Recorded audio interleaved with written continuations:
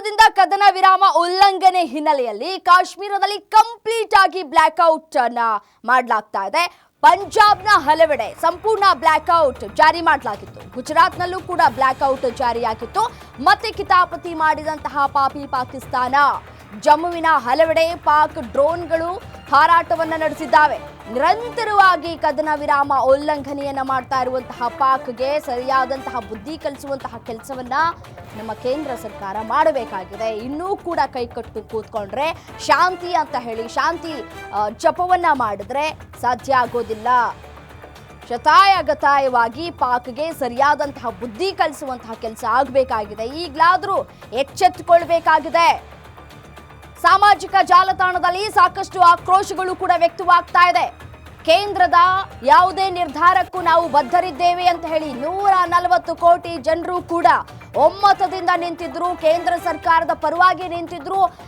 ಮೋದಿ ಅವರು ಏನೇ ತೀರ್ಮಾನವನ್ನ ಕೈಗೊಂಡ್ರು ಕೂಡ ಅದಕ್ಕೆ ನಮ್ಮ ಸಮ್ಮತಿ ಇದೆ ಅಂತ ಹೇಳಿ ವಿಪಕ್ಷಗಳು ಕೂಡ ಹೇಳಿದ್ವು. ಬಟ್ ಆದ್ರೆ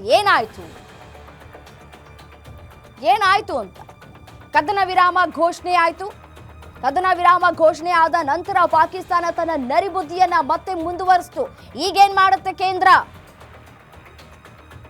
ಈಗ ಯಾಕಿಷ್ಟು ತಾಳ್ಮೆಯನ್ನ ಬದಿಗಿಟ್ಟು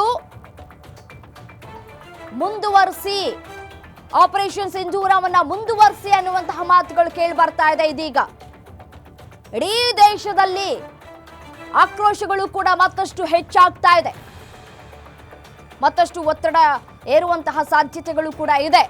ಸೊ ಹಾಗಾಗಿ ಕೇಂದ್ರ ಯಾವ ರೀತಿಯಾದಂತಹ ಸ್ಟ್ಯಾಂಡ್ ಅನ್ನ ತೆಗೆದುಕೊಳ್ಳುತ್ತೆ, ಸರಿಯಾದ ಬುದ್ಧಿ ಕಲಿಸುವಂತಹ ಕೆಲಸಕ್ಕೆ ಮುಂದಾಗುತ್ತಾ ಪಾಕ್ಗೆ ಗೊತ್ತಿಲ್ಲ. ಗುಜರಾತ್ನಲ್ಲೂ ಕೂಡ ಬ್ಲಾಕ್ಔಟ್ ಜಾರಿ ಮಾಡಲಾಗಿದೆ. ಪಂಜಾಬ್ನ ಹಲವೆಡೆ ಬ್ಲಾಕ್ಔಟ್ ಜಾರಿ ಮಾಡಲಾಗಿತ್ತು. ನಿನ್ನೆ ಕದನ ವಿರಾಮ ಘೋಷಣೆಯಾದ ಸಂದರ್ಭದಲ್ಲಿ ಬಾಯಿ ಮುಚ್ಕೊಂಡಿದ್ದಂತಹ ಪಾಕಿಸ್ತಾನದ ಸೇನೆ ಅದಾಗಿ ಕದನ ವಿರಾಮ ಘೋಷಣೆಯಾಗಿ ಕೇವಲ 3 ಗಂಟೆಗೆ ತನ್ನ ನರಿಬುದ್ಧಿಯನ್ನ ತೋರಿಸಿ ಅಟ್ಯಾಕ್ ಮಾಡುವಂತಹ ಪ್ರಯತ್ನಗಳು ಕೂಡ ಆಗಿದೆ. ನೋಡಿ, ಕಳೆದ 8, 9ನೇ ತಾರೀಕು ಯಾವ ರೀತಿಯಾಗಿ ದಾಳಿ ಆಯಿತು, ಯಾವ ರೀತಿಯಾಗಿ ಡ್ರೋನ್ಗಳನ್ನ ಹೊಡೆದು ಉರುಳಿಸಿದ್ವಿ ಅನ್ನೋದನ್ನ ತೋರಿಸಿದ್ದೇವೆ ನಾವು ಕೂಡ ನಿಮಗೆ. ಬಟ್ ಆದ್ರೆ ನಿನ್ನೆ ರಾತ್ರಿ ಆಯ್ತಲ್ಲ ದಾಳಿ, 8ನೇ ತಾರೀಕು 9ನೇ ತಾರೀಕು ಆದಂತಹ ದಾಳಿಗಿಂತಲೂ ಕೂಡ ತೀವ್ರತೆಯಾಗಿತ್ತು ಅನ್ನುವಂತಹ ಮಾಹಿತಿ ಲಭ್ಯ ಆಗ್ತಾ ಇರುವಂಥದ್ದು. ಇದಕ್ಕೆ ಸರಿಯಾದಂತಹ ಪಾಠವನ್ನ ಕಲಿಸಬೇಕಾಗಿದೆ.